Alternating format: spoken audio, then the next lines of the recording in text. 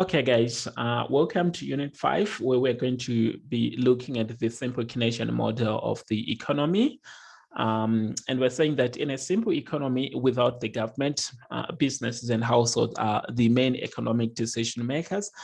I think so far, this is the model that we've been looking at throughout. We've never really introduced the government, and we've also not introduced the foreign sector. Okay, but of course we're going to introduce both the government as well as the foreign sector at a later stage, but we first of all just want to understand how the economy functions at a basic level by looking at some of the key models that we meet in macroeconomics. So I mean, there's really nobody who understands 100% how the economy functions, because we are part of that system. Okay, even though we're part of that system, we still do not understand exactly how the economy functions. If we understood how the economy function, we were going to be able to solve a number of issues that we face in the economy, such as unemployment, inflation, and so forth. Okay, but we have had so many theoretical views, or otherwise known as schools of thought in economics, or schools of economic thought, that try to explain how an economy functions. Or maybe when we've got unemployment, what is the reason why do we have unemployment? When there's a recession, what is the reason why we have a recession? And one of those models is really very influential in macroeconomics, is known as the Keynesian model of the economy. Okay, so we're just going to first of all look at the simple Keynesian model, whereby there's no government as well as the foreign sector, but we're just going to be looking at or making an assumption that the key economic decision makers are really businesses and household. Okay, so let's just go through some of the material that we've looked at in our previous session and just look at how household, or the linkage between businesses and household in an economy. So saying household and businesses are linked through production, spending, and income. So production basically refers to the provision of goods and services, or the supply of the factors of production. Okay, the supply factor of production is still part of the production process, and the production of goods and services is also another production process.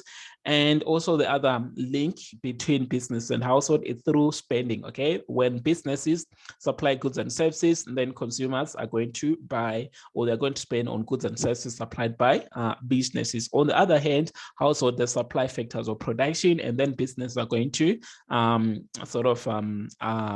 spend on factors of production. And then finally, businesses are going to earn income from households, or in other words, are going to earn income from selling goods and services to households. And all this at the same time, households are also going to receive income from the factors of from supplying factors of production that are used by businesses. Okay, so we're going to look at this sort of the link between production, spending, and income even much more further and much more deeper, and it's really going to be the focus of our session, or the focus of our study in the next coming sessions. Okay, but let's just look at the summary of the linkage between businesses and household. I think this is not a new diagram. We've looked at this diagram during our first session. Okay, and of course, we do have the goods markets. We also have the factor markets. Okay, we said what happens in the factor markets. Okay, businesses are supplying goods and services. On the other hand, households are actually buying goods and services. Okay, so we do have aggregate demand as well as aggregate supply. So AD is for aggregate demand, and AS is for aggregate supply. So we're going to look at aggregate demand and aggregate supply a lot in this module. So it's really important that we understand where this comes from. So aggregate demand, ladies and gentlemen, is simply that when you think of demand and supply, just think of demand and supply in microeconomics. So this is the demand curve, and this is the supply curve. But when we're looking at demand and supply in microeconomics, we're probably going to be, or we will be looking at the demand for just one individual. Okay, maybe it's just the demand for one person, okay? And same applies when you're looking at the supply. It will be the supply for just one product, okay? The demand could be the demand for just one product, not just for one individual. Maybe, yes, of course, you can look at the demand for just one person, but in most cases, you're going to be looking at the demand for just one product. And at the same time, when you're looking at supply in microeconomics, you're just looking at the supply for just one product. But in macroeconomics, remember what macroeconomics really is all about. It basically deals with all the elements of an economic system jointly. Okay, so in other words, when you're looking at demand in macroeconomics, we're looking at the demand for all goods and services in an economy. Okay, so from demand in macroeconomics, just add an A for aggregate to say we are looking at the demand for all goods and services in an economy. Like there's no good which is not being included here, because at macroeconomic level, we're actually just looking at all the key elements of a macroeconomy. Like, okay, how are the key elements interrelated? What is happening at this level?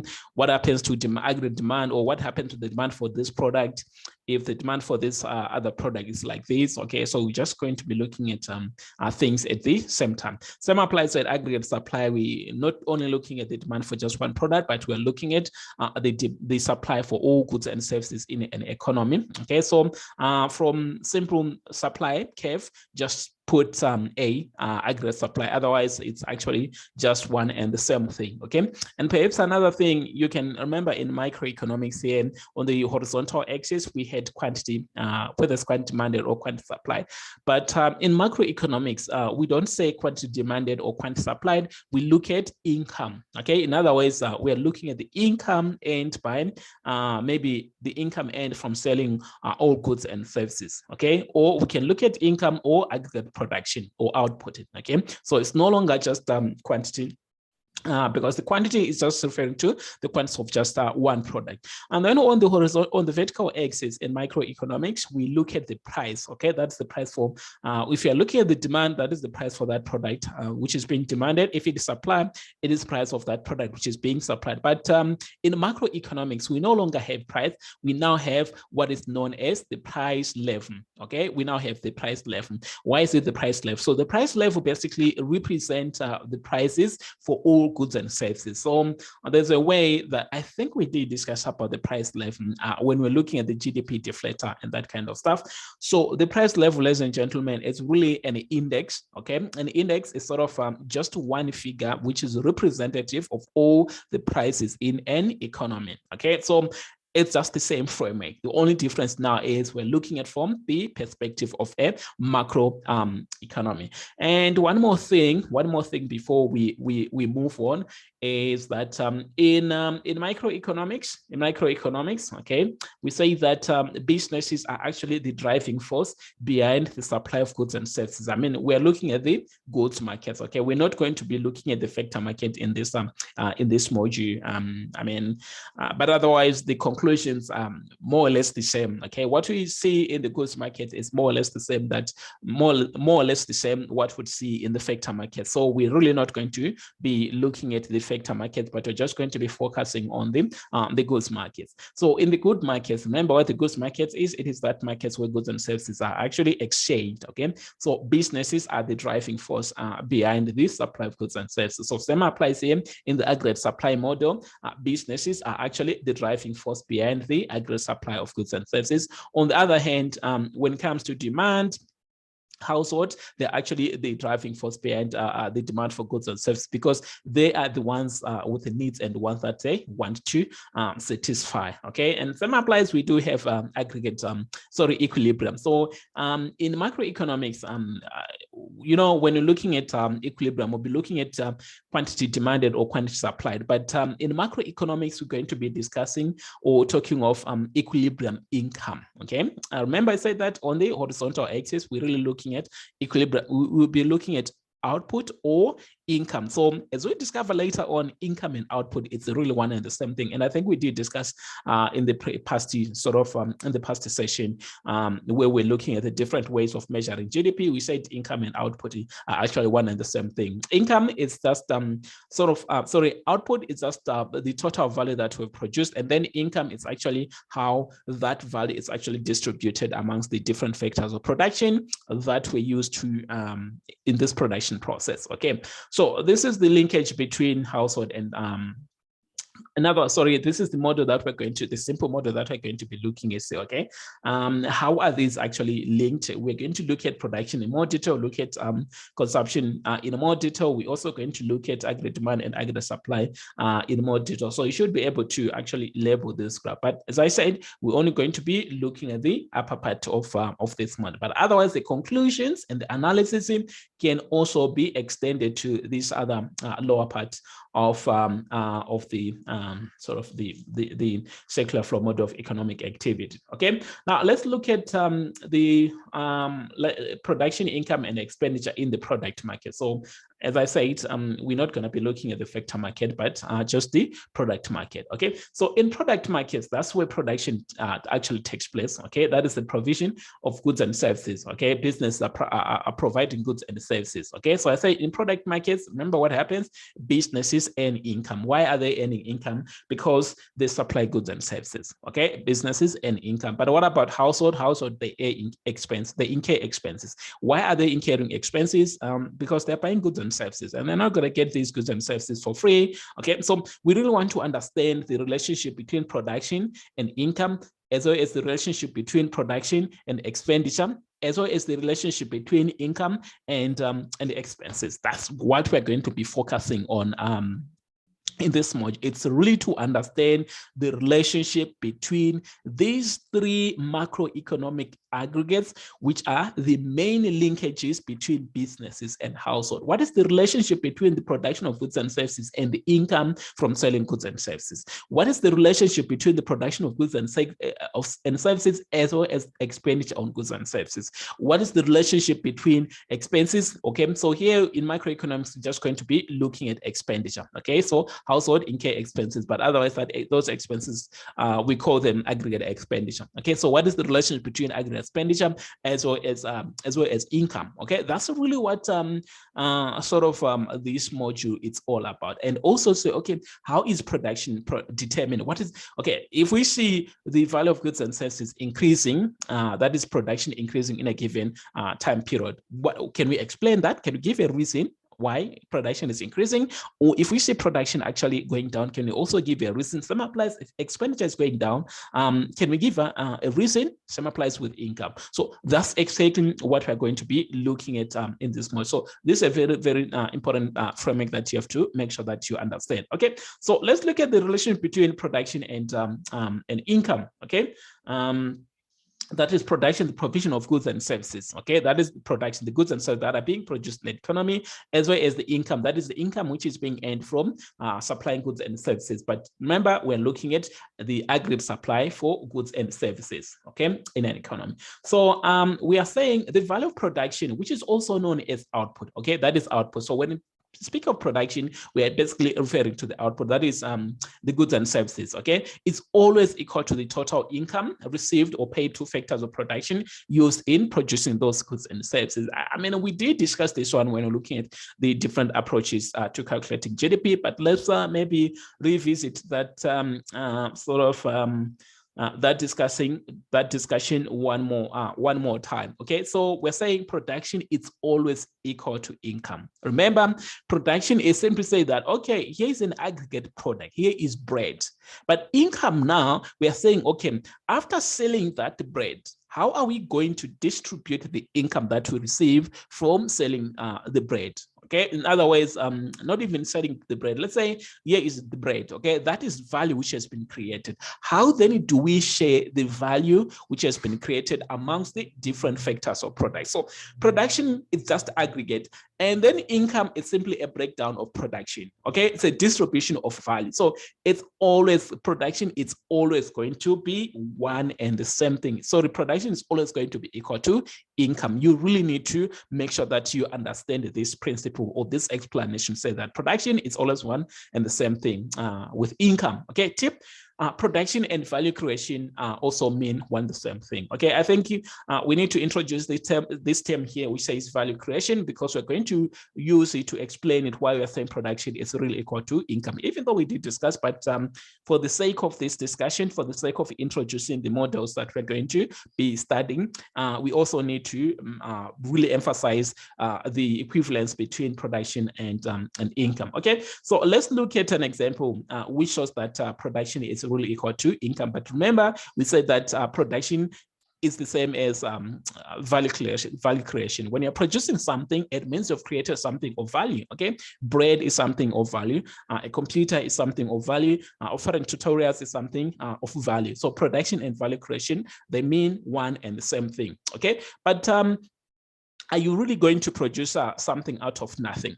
Are you? No? Okay, so let's look at production. Here is production. Here, in other words, we've created value. So if you're producing a product, okay, or a good, or you're supplying factors of, you're supplying services, you're really not going to supply services out of nothing. You are going to need inputs or resource employment. You're going to need the factors of production. You're going to need different resources. For instance, just look at bread. Okay, you've created value, but how did you create that value? What resources did you need in order to create that value? Okay, so we're just going to have this generic product, which we're not really going to give a name, but we're saying that that product, yes, got value. So we have created value, but how did we create value? Okay, we needed these factors of production. Now let's simply say that, okay, we needed all the four factors of production, that is land, labor, capital, as well as entrepreneurship. We combined these factors of production together and created something of value. And how much value did we create? Let's say the value that we created is 100,000. We're not going to really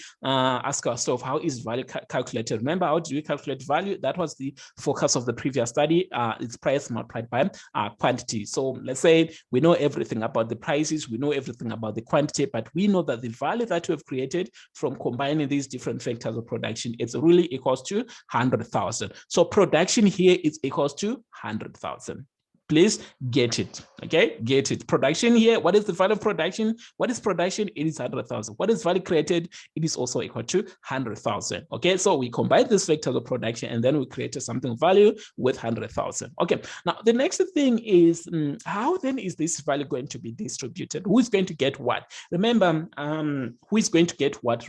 Okay, the value is actually going to be distributed amongst the factors of production that were used in creating this value. In other words, they need to be compensated.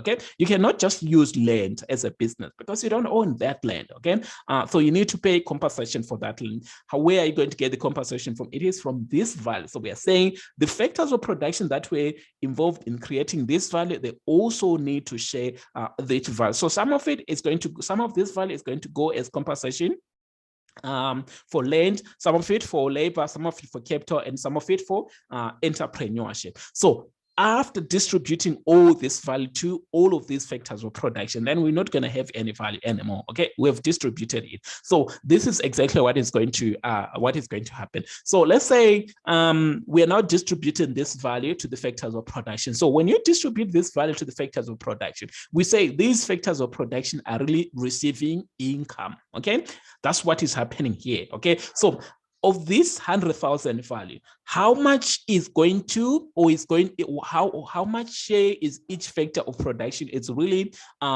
receiving? Okay, so for instance, let's say that land, okay, what is the compensation given to land? We say that the remuneration for land is actually known as rent. So we're saying, okay, we paid 25,000. I mean, to create bread, we needed factories, okay, and we're not going to have a factory under a tree. So we needed a factory and we paid rent, which was equivalent to 25,000. So that rent which we paid is actually going to be part, or it's actually going to be embedded in the value of that bread which we're going to create, because without land, there was no way we're going to be able to create that bread. So there's value for land then included, okay, and therefore we need to compensate land in terms of the rent that we paid to create that fund. Okay, so let's say we also paid wages and salaries 25,000. Okay, so we're distributing this value. We're distributing this value. Okay, I mean, you could have land But if you don't have workers, okay, how then are you going to produce that bread? Okay, so you need workers to really to be working in the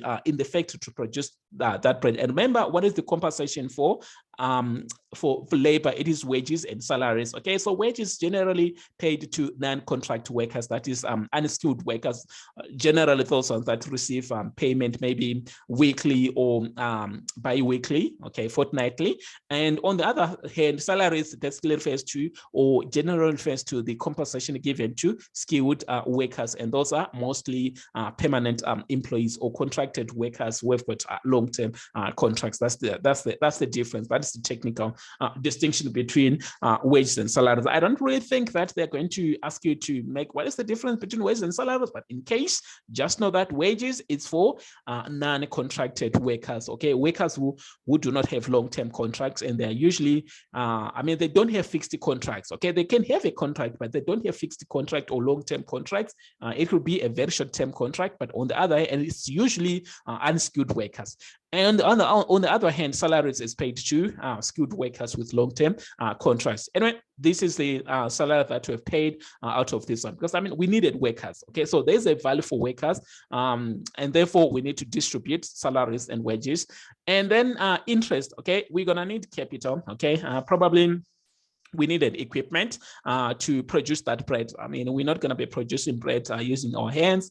We needed equipment, okay? And that equipment we're paying. Remember, what is the remuneration for equipment? It is interest. And then what is going to remain after paying all these other factors of production? It is actually going to go to the entrepreneur, the person who owns this business. Because you need to bring land, labor, and capital, come up with a business idea. Once you come up with a business idea, you bring this different resources as an enterprise. So the entrepreneur is also known as the organizer, because they're organizing these other factors of production in order to create value. So that organization and management skills, okay, the entrepreneur is going to be organizing, planning, and managing. So those processes or those management functions, they actually add value as well. And we are saying, after paying all these other factors of production, what is going to remain? It is actually going to be the profit for the entrepreneur. So if you add the share of value received by each of these factors of production, you can say that it is equal to the value that was created. So this is the income, okay? The share of value received is income. And the value that was created is actually production. That's why I'm saying production and income, ladies and gentlemen, it's just one and the same thing. It is at a later stage, you're going to see that as economists, we really become confused. Not even confused, but we sort of don't even emphasize that. Sometimes it's just to say income, sometimes we just say output or production. Just know that when you say income, when you say production, it's just one and the same thing. But you can see here, you can see from this example that okay, these two are always going to be equal to one another. So that's the relationship. Remember what we want to look at the relationship between those three main flows in an economy, which are also the key linkages that exist between businesses and household. Okay, now let's look at so what we're doing basically here. If we can go back to this simple framework here, it's a very simple framework, yet very powerful. So we looked at the relationship between production and income. We say whichever day, whether it's Sunday, it's Monday, whatever time of the day, it's night, midnight, whatever, on Thursday, on a Sunday, we're drunk on, or on a Friday, just know that production is always going to be equal to income. There's no way production can be different from income. Production is really going to be equal to income. Okay, so the next step now, we want to look at the relationship between production and expenditure. Okay, so yes, of course, household income expenses, but we're really looking at expenditure. Okay, expenses or expenditure. So let's look at what's the relationship between production and expenses. Is production equal to income? But let's find out. We don't know yet. Okay, so we're saying when the value of goods and services produced in a given year is equal to the value of goods and services consumed in that particular year, production will be equal to expense. Okay, let's unpack this sort of, but this one, okay, it's only occurs in what is known as equilibrium. Okay, production and expenditure are not always equal except at equilibrium. Now, what is equilibrium? Equilibrium occurs when the value of goods and services produced in a given year is equal to also the value of goods and services consumed in that particular year. So let's say that in 2020, okay, production was equals to 20 billion. Okay, so the value of goods and services, in other words, GDP, okay, GDP in that particular year. Remember, GDP is also the same as production. Okay, so the GDP that was produced in 2020 was also consumed entirely. None of it was actually left. So if that is the case, then production and expenditure are going to be equal to one another. But that's not always the case. As you see later on, it's actually the focus of this reason why of this session of this module or the start unit to explore why would production and expenditure not equal to one another? Why would some goods and services produced in 2020 not be consumed in 2020? Maybe we find a situation whereby some of the goods and services produced in 2020 they are not consumed, all of them, they're not consumed in 2020. Maybe they're going to be consumed in other years. So in that situation, you can see that expenditure is actually going, so the production is actually going to be greater than expenditure, because the goods and services consumers, they actually, or household, they actually consumed less in that particular year than what was produced in that particular year. But we are saying at equilibrium, okay, at equilibrium, production is going to be equal to expense. Very important, ladies and gentlemen. I'm not saying production is always equal to income. It doesn't matter whether we're at equilibrium or we are not at equilibrium, but production and income are always going to be equal to one another. But production and expenditure, okay, that is spending on goods and services, they're only going to be equal to one another at equilibrium. If the economy is not at equilibrium, these two will never be at equilibrium. And later on, we're going to explore what happens when these two are not equal to one another. Okay, so let's look at equilibrium even in more detail. Okay, so we're saying that what is equilibrium? So when the value of production and income in a given year, okay, remember, value, production, and income are always equal to one another. So when production and income in a given year are equal to aggregate spending or expenditure, the economy is described to be in equilibrium. Okay, so that's what equilibrium really is in microeconomics. Okay, so in macroeconomics. In microeconomics, this was equilibrium.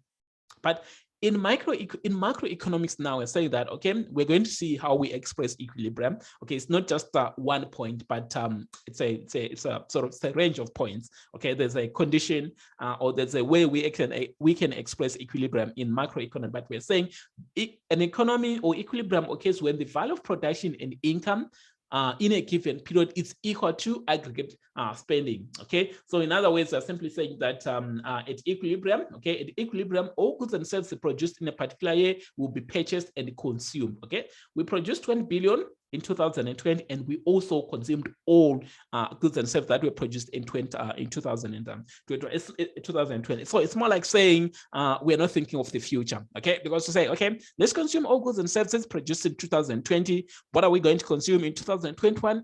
We are going to produce other goods and services. Okay, so if that is the case, so it's sort of the mindset, okay, of equilibrium or equilibrium economy, simply saying that we're going to consume everything produced in that particular year. That's what happens at equilibrium. And secondly, all the income received by the factors of production will be spent on goods and services produced in that particular year. Okay, so what this means is that where do household actually, so where do the factors of production receive their income? It's either from they receive as income, as interest, as profit, or as rent. But we are saying when the economy is in equilibrium, I say the rent received in 2000 in a particular year, let's say the year is 2020. Okay, so the rent received in 2020, it is going to be consumed in 2020. The interest received from capital in 2020, it is going to be consumed in 2020.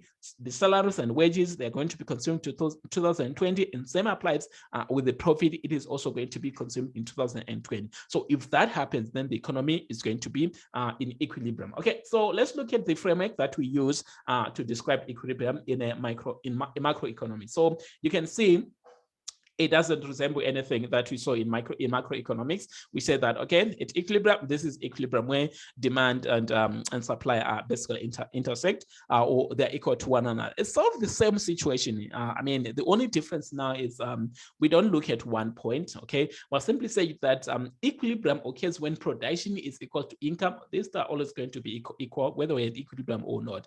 But also when these two are equal to expenditure, and then the economy is in equilibrium. So on the vertical axis here, we are measuring the value of production, sort of expenditure, and then on the horizontal axis, we've got income or production. But remember, income and production is just one and same thing. So we're simply just showing income, but you know that income is also equal to production. If you want, you can label it this way, but there's no point. We all know as economists, and your lecturer also knows that income is also equal to production, and the lecturer also believes that you know. Okay, so if you didn't know, you have to know that. Okay, so we are measuring income along this axis, and this side we are measuring expenditure. Okay, so we have this line which are going to meet a lot, the 45-degree line. Okay, so not percentage, not 45%. Okay, this is a 45-degree line. So we're saying that along this 45-degree line, if we meet, for instance, at this point, okay, along the 45-degree line,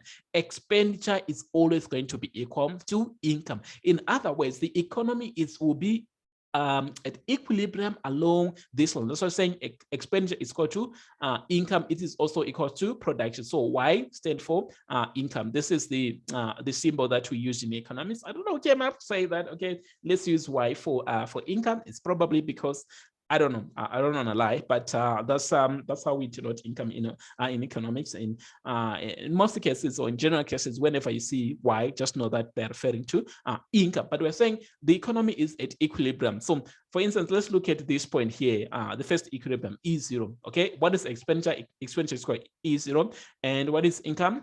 Income is equal to E0. So, what does that mean that production is equal to income is equal to expenditure? It simply means that the distance that are going to move from the origin all the way to production here to income, it is equal to the distance that are going to move from the the origin to this value of expenditure. Okay, so if this is 10 billion, if income is called 10 billion and the economy is in equilibrium, it also means that expenditure is also going to be equal to 10 billion. So anyway, it doesn't matter whether at this point, you're at this point, you're at this point, as long as you are operating along the 45-degree line. Okay, this is known as the 45-degree line, the diagonal.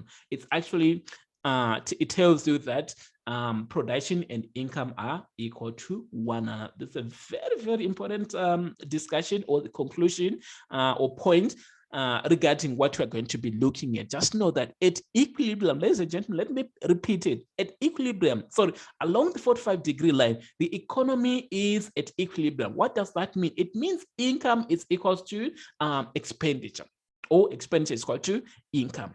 Very important point.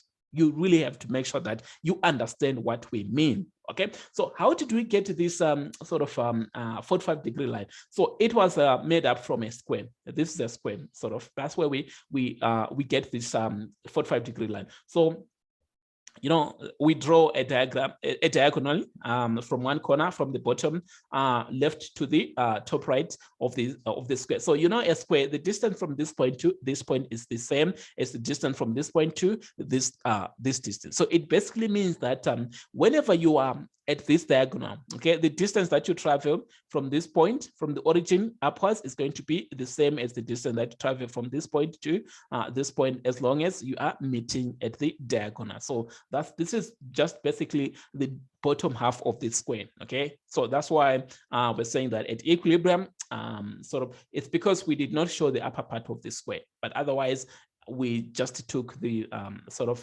the first half of the square to draw this framework here for an analysis. I think it's a very powerful sort of innovation in economics. So you really need to make sure that you master and understand that. Okay. Now, Now, so we're saying in reality, okay, does it always okay that in reality, that was a theoretical sort of model, okay? This is just a theoretical framework for analyzing the economy. Say that if that was the case, okay, if that was an economy, and that economy is occurring or it's operating along the 45-degree line, then expenditure was going to be equal to income. But in reality, however, there's no guarantee that all goods and services produced in a given year will be purchased in that particular year. But I mean, remember what equilibrium really means. We say that equilibrium means that the value of goods and services produced in a particular year are consumed in that particular year. We produced 20 billion in 2020, and that 20 billion worth of goods and services, it's also consumed in 2020. That's a theoretical sort of assumption, but in reality, that does not always okay. It doesn't always okay. But why? Okay, so why is that it is not going to be always the case that the goods and services produced in a given year will be purchased in that particular year? Why can that not open? Why could that not okay in reality? What are the possible reasons? Okay, so there are at least two reasons why aggregate spending, okay, that is the spending on goods and services, may exceed aggregate income in a given year. That is the income and in a given year. Remember, income is equal to production. Okay, so one of them, okay, financing part of current spending through past savings. For instance, we're saying that households in reality, when you get an income, so let's sort of maybe divert a little bit here. Let's say that you are working and you are earning 20,000 rand. Okay, you're earning 20,000 rand. Okay, what could happen is that you don't only have 20,000 rand at a particular point in time. You could have another 10,000 rand. Some of the income that you earn in 2020, you probably are going to save it. Okay, you don't consume all of your income. People save in reality, but that model is not saying anything about saving. It's simply saying that all the income is actually being consumed, but in reality, people save part of this income. So for instance, let's say that in 2020, you save 10,000 rand. So in 2021, you earn another 20,000 rand, but you saved 10,000 rand in 2020. So how much are you going to have in terms of your income? Okay, not only your income, but your wealth, okay? Because this is no longer your income, but past your self-serving. You're actually going to have, your purchasing power is actually going to be equal to 30,000. Okay, so we're getting the 30,000. So the 30,000 is actually coming from the income that you earn in that particular year plus your past savings. So if you're now consuming, you're now using your current income plus your past savings to consume on goods and services or to purchase goods and services produced in that particular year, you can see that the value of expenditure is actually going to be greater than the value of goods and services produced in that particular year, because people are actually bringing their income from past years to consume or to use it on goods and services produced in this particular year. Okay, so this is one of the reasons why the economy could not be in equilibrium. In other words, where people are actually financing part of their current spending through past savings, okay, and borrowing to finance part of current spending. Even if you did not save, some people actually finance their current spending through borrowing. You only have 20,000, okay? You only have 20,000, but you want to spend 30,000. What are you going to do? You borrow 10,000, okay? So if that is the case, your income in a particular year is only equal to 20,000, and then you augmented your current income with the borrowing, and therefore your purchasing power is actually going to be 30,000. So if production was equal to income, remember production was going to be 20,000 and income was also going to be 20,000, okay?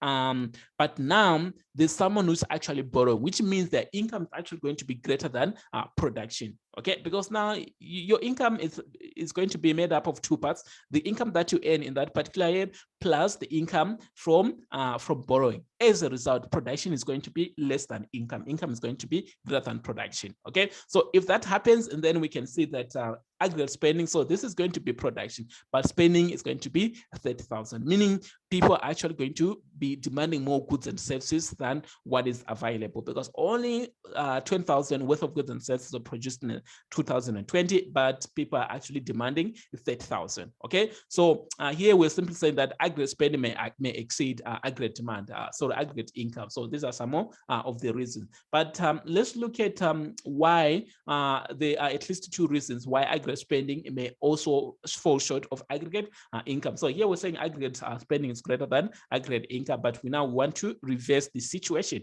Okay, so firstly, household may decide to save part of their current income.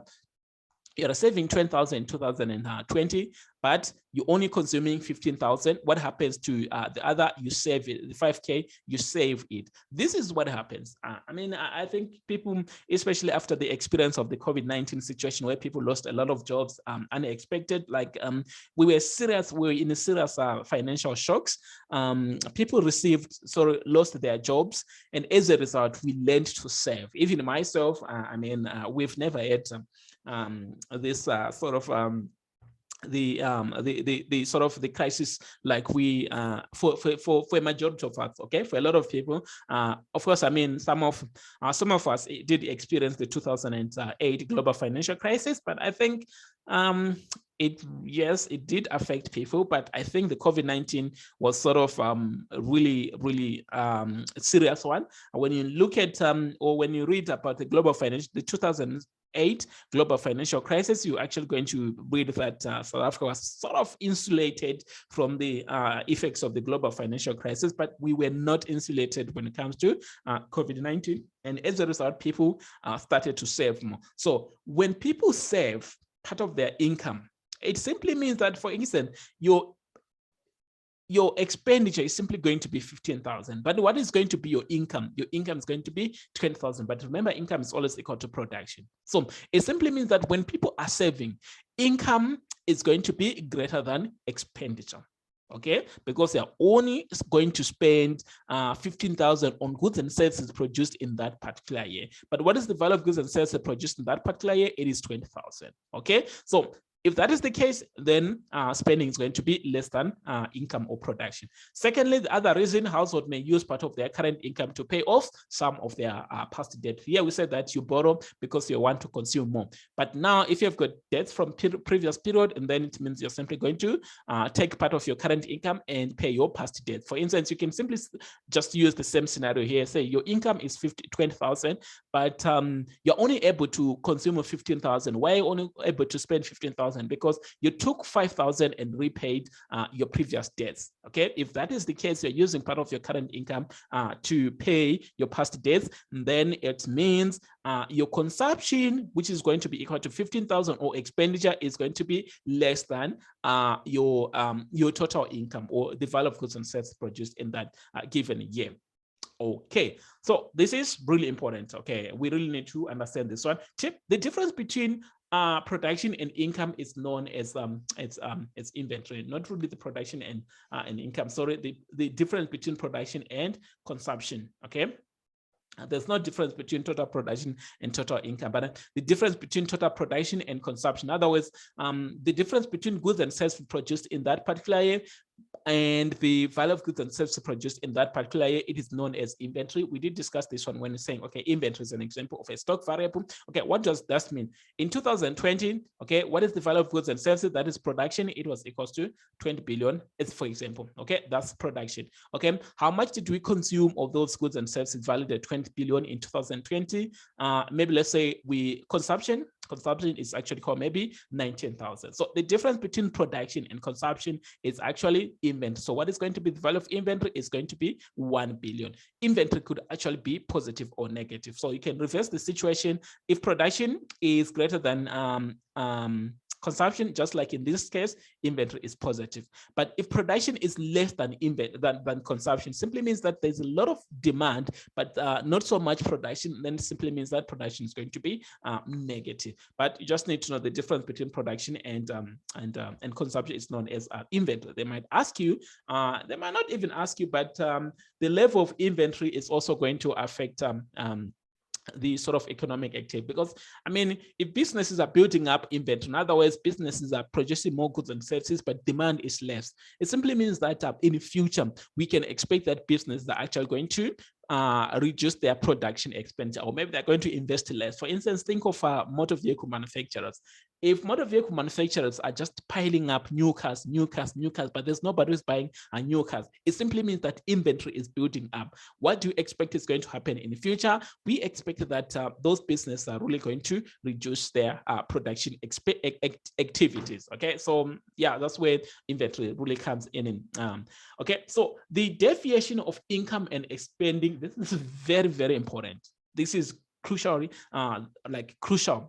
You have to make sure you also understand the deviation of income and spending if you really want to understand where the Keynesian model comes from and other macroeconomics models. This is where the debate is. This is where the key debate is in macroeconomics, ladies and gentlemen. So the deviation of income and spending from equilibrium from period to period is described as a business cycle. I'm sure we've heard of a business cycle.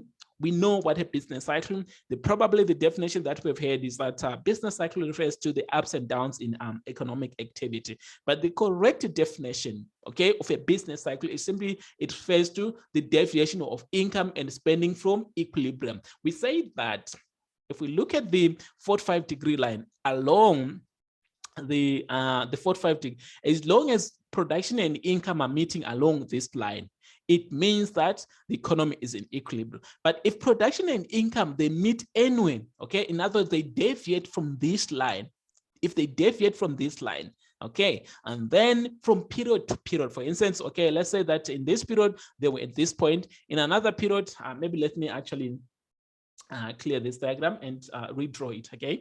Okay, so along this line, okay, the income is equals to expenditure is equal to income. Okay, that is along this line. So we're saying as long as income and their expenditure they are meeting along this line, and then the economy is in equilibrium. But if they are deviating from period to period, then that situation describes a business cycle. Okay, so let's say in this particular period they made at this point above equilibrium, and then in another period they met here. You can see that this is a deviation. In other words, deviation simply means that they're meeting away from the 45-degree line, which represent equilibrium. So in another year, so we can actually join these dots where production and income are really income and spending are really meeting one another. So this deviation of income and spending or expenditure from equilibrium, it is described as a business cycle.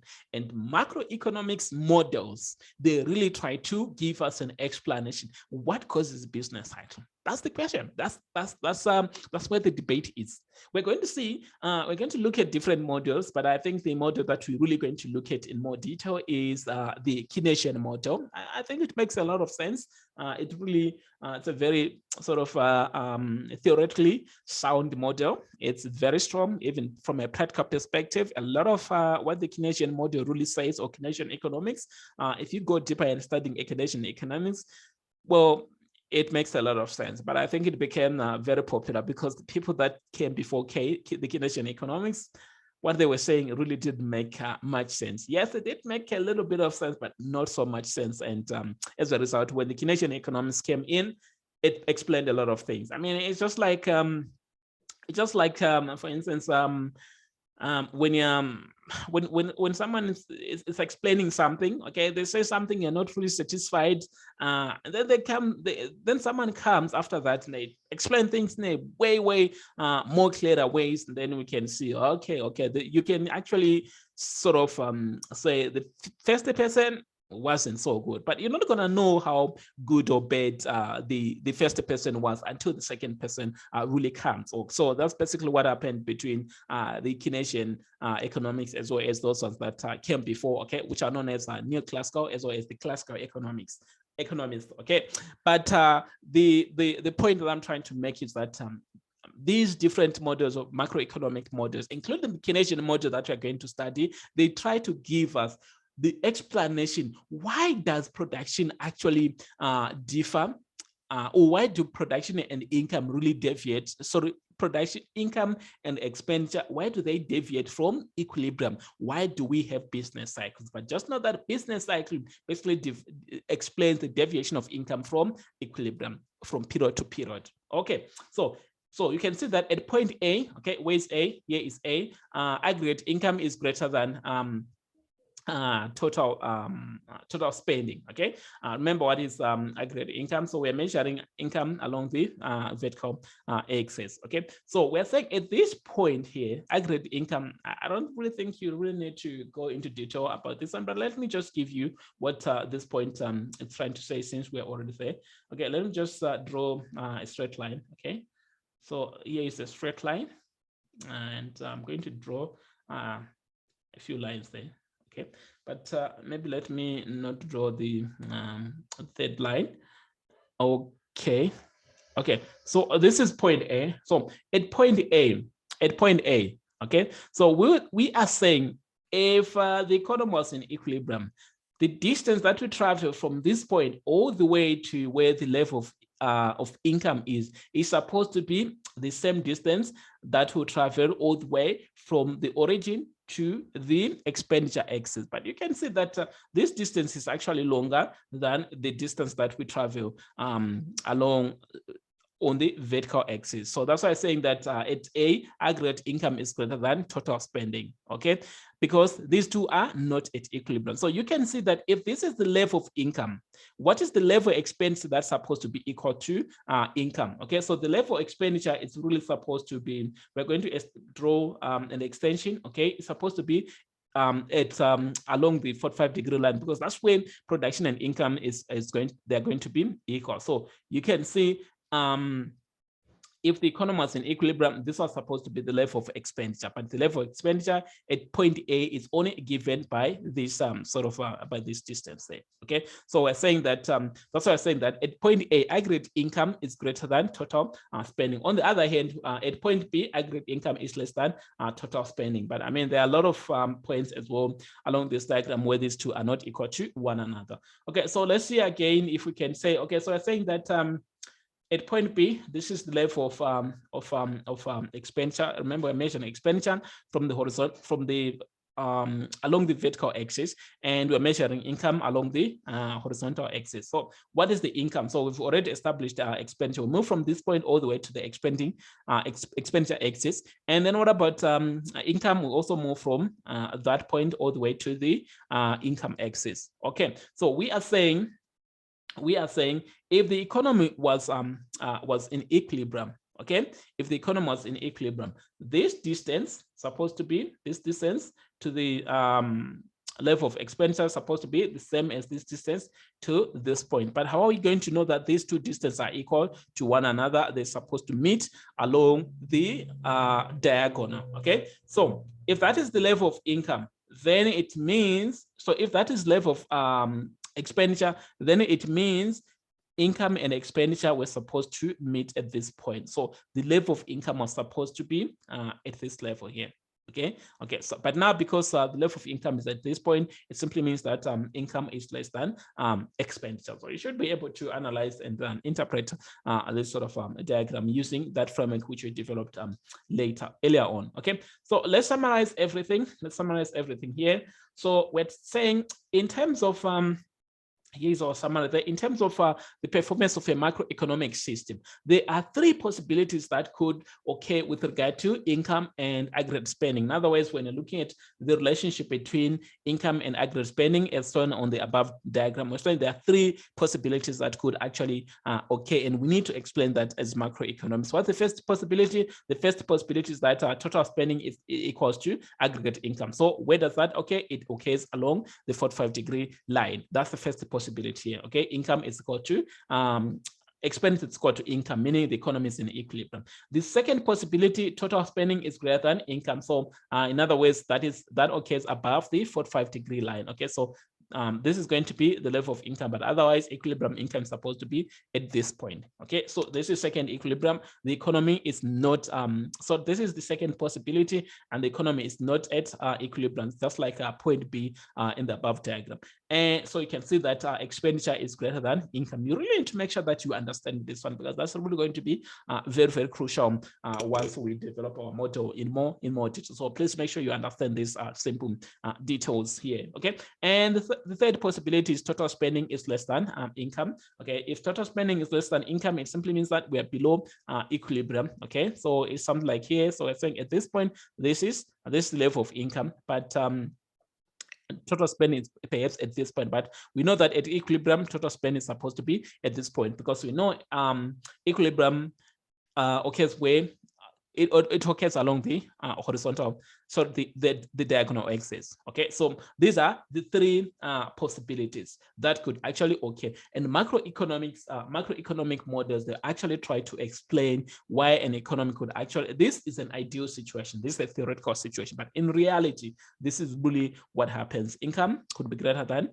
expenditure, or expenditure could be greater than income. So this is really what happens. And the macroeconomics models, they really try to explain that. And remember what we say, that when income and production, so when income and expenditure are not equal to one another, that situation is known as business cycles. Okay, so business cycles is all about analyzing the relationship between output and expenditure. And remember what output is? It is income. Okay, that's what business cycles is all about. Okay, and we're saying various theoretical views have been offered to explain business cycles along policy responses. Okay, in other words, we have different schools of thoughts in economics that try to explain why would income not equal to expenditure, and also if that is the case, is it a problem? We're going to see what could happen if income is actually less than expenditure. What could happen if income is greater than expenditure? If that is a macroeconomic problem, then we need to come up with a policy response. Okay, how are we going to sort of correct that imbalance between output or income and expenditure? But we do have various schools of thought or theoretical models or theoretical views that try to explain business cycles, and they also try to give us policy responses. I can tell you some of the reasons, or some of the bad things, some of the bad economic aspects that are associated with an economy being in equilibrium are unemployment. Okay, we could have unemployment if the economy is in disequilibrium. We could also have inflation if the economy is in disequilibrium. We could also have balance of payment sort of imbalances if the economy is in disequilibrium. So there's a lot of macroeconomic issues associated with business cycles. Business cycles are not really always a good thing. The good thing, we would want to see the economy operating along this line. So this is the perfect path. In other words, this is the path of perfection. So if the economy is operating along this line, then we're saying we have got a perfect economy. But if the economy is operating this way, then this is not a perfect path that the economy should follow. And if the economy is not following a perfect path, then it means we're going to have a number of problems. And that's what the different schools of thought really trying to explain. Okay, what are those examples of theoretical views that try to explain business cycles? We've got Say's law, we've got the Keynesian economics, we've also monetarists, we've got the classical economics, we've got neoclassical economics, a lot. There's actually a lot. Okay, that's what ETC is really sort of trying to explain or stand for. Okay, and you're going to see that a lot of macroeconomics models, they really arose to try and explain business cycles. Most of them, they actually arose to try and explain business cycles. Okay, and we're going to look at some of them. We're going to look at Say's law. We're also going to look at the Keynesian economics. We're not going to look at the monetarist school of thought. Okay, I mean, yes, of course, what it says is important, but it's a little bit advanced at the first year level of macroeconomics. So that's why probably it is not introduced. So we're not really going to study Say's law in more detail, but we just need to understand that Say's law actually laid the ground for Keynesian economics. Okay, note number one. The starting point in explaining business cycles is to explain the relationship between production, income, and expenditure. So we really need, that's where we start first of all. If you want to explain business cycles, we need to understand what is the relationship between income, production, and expenditure. Okay, even though we did sort of touch on it, but let's see what we have here. So the key question is whether production determines expense or vice versa. What this is trying to say, think of, let's say you want to start a business. What are you going to be selling? What's that business is going to be producing bread. Okay, business, they make production decisions. So you need to find a product that this business is going to be making. Okay, so is this business going to be producing bread? How do you make up this decision? If we want to produce bread, are we first of all going to ask ourselves, is there any demand for bread? In other words, okay, is there going to be spending? Are people going to be willing to buy this bread? Or we're just going to produce this bread and then let's see and wait and see if there's anyone who's going to buy bread. So that's the first starting point in analyzing business cycle. So does production leads expenditure, or it is first of all expenditure which leads production? In other words, the second point I'm trying to say that is it the case that first of all businesses, they see, okay, there's a demand for a certain product and then they make decision to produce that product? Okay, if that is the case, okay, if that's the case, first of all businesses look at demand, says, okay, there's a demand for tutorials and then I'm going to start offering tutorials. But this other approach says that you don't care about whether there's anyone who, or anyone already who needs tutorials. Just start offering tutorials. If you offer tutorials, then there's going to be people who are going to be interested in tutorials. Okay, those are the two different views that we encounter in microeconomics.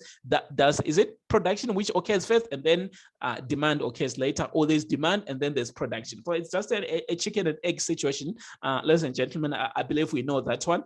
Which one comes first? Is it the egg? Is it the chicken? Okay, is it the egg? Is it the chicken? Which one comes first? I think this debate has never been settled. It's exactly the same story here when it comes to macroeconomics. Is it production which occurs first and then demand, or is it demand first which drives production? Which one drives the other? Okay, but we're going to see that this is where the sort of the starting point is when it comes to explaining business cycles in macroeconomics. We've got different views. Some of them say that it is production which is going to first of all take place. When there are goods and services, and then people are actually going to demand goods and services. People are not going to demand goods and services that do not exist. But the other schools of thought simply says that if you operate like that as a business, you are in for disaster. You can produce goods and services.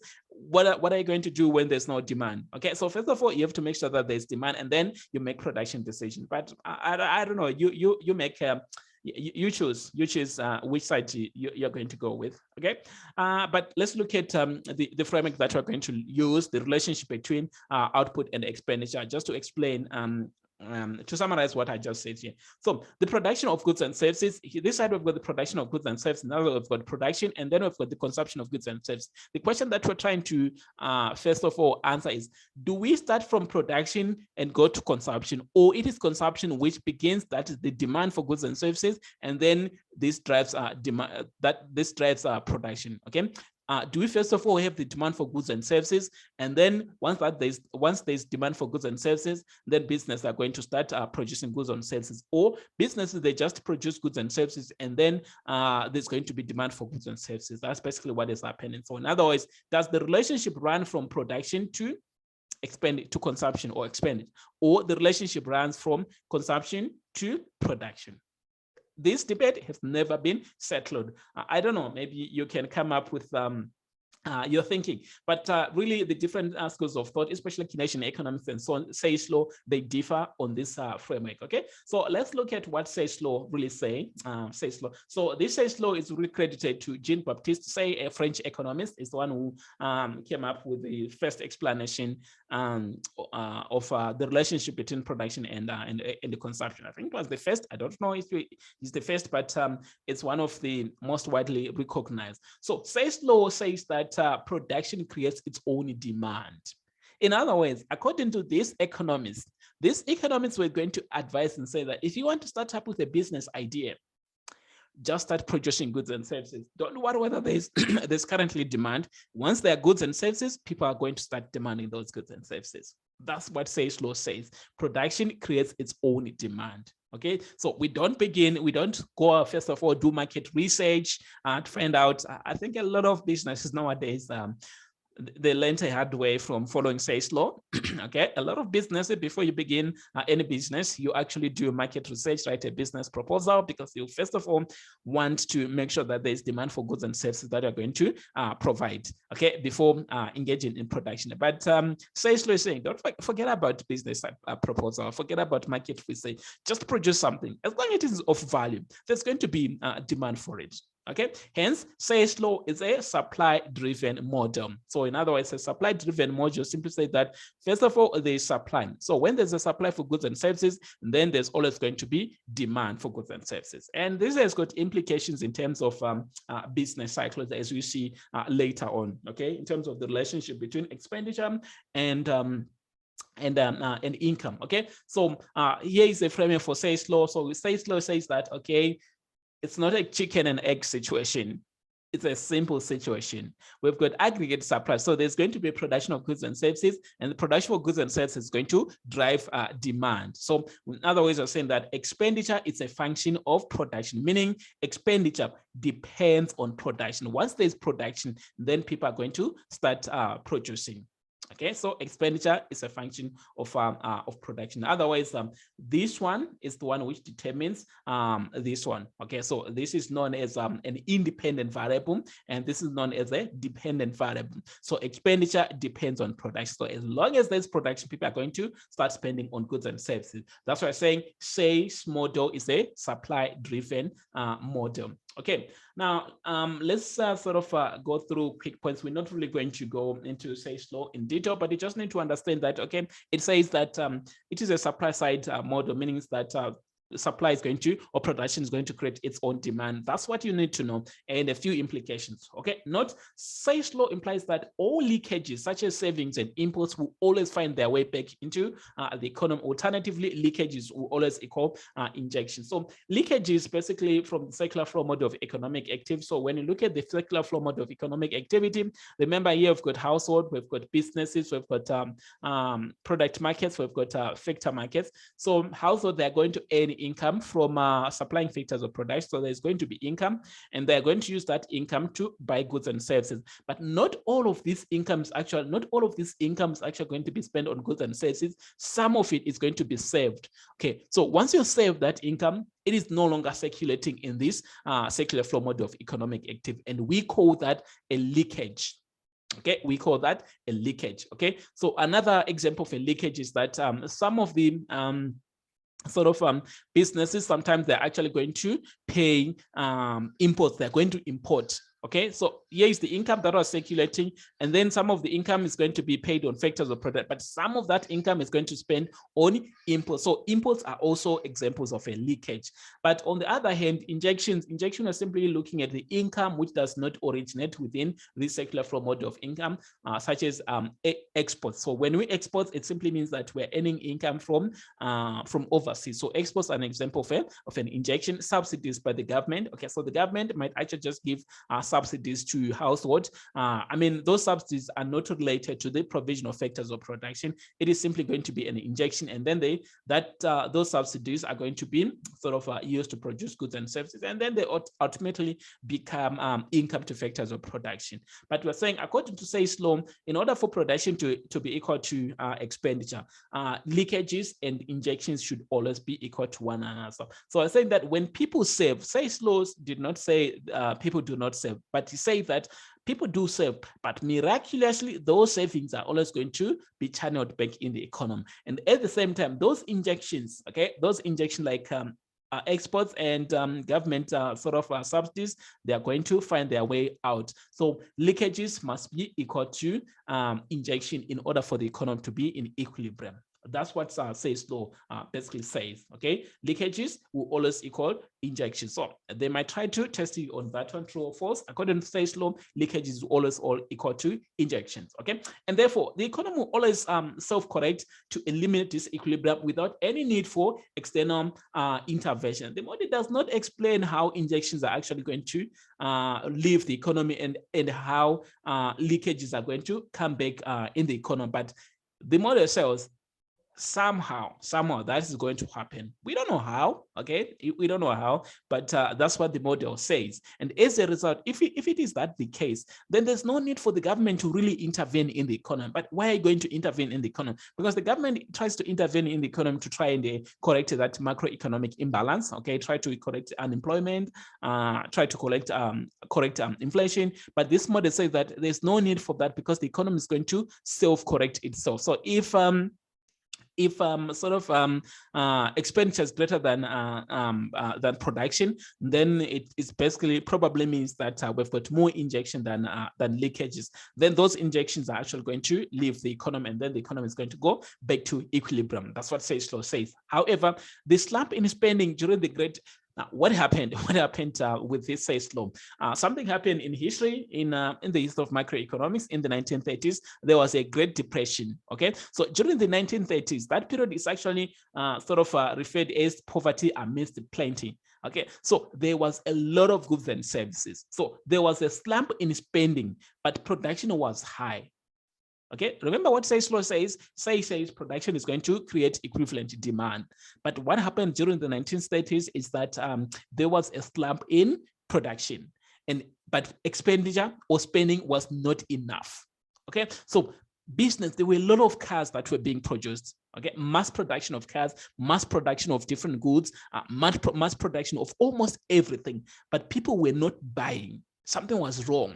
Okay, something was really wrong. And as a result, people hoped that Say's law is going to hold because it says that production drives its own demand. But that did not happen. And as a result, people started questioning this Say's law. You can read about the Great Depression. There was actually a lot. That's why it is called poverty amidst plenty. There was a lot of production, but people were poor. Okay, people were poor because they did not have the means. Okay, they were not able to actually purchase. Okay, everything was there. Like you go to the shops are full, but you're not buying. As a result, you're what? You're poor. So poverty amidst plenty. Okay, it was because of Say's law, and that's when questions started to arise, challenging Say's law, which says production is going to drive demand. Because I mean, if production drives demand, then simply means that we should have observed an increase in a shoot up in spending during the 1930s, but that did not happen until something happened, until government started to really intervene. Okay, and this paved way for Keynesian economics, which, as explained below, emphasizes on the role of government intervention in the economy to correct macroeconomic imbalances, mainly through fiscal policy. So after Say's law failed to explain or to help the situation in the 1930s, the Great Depression,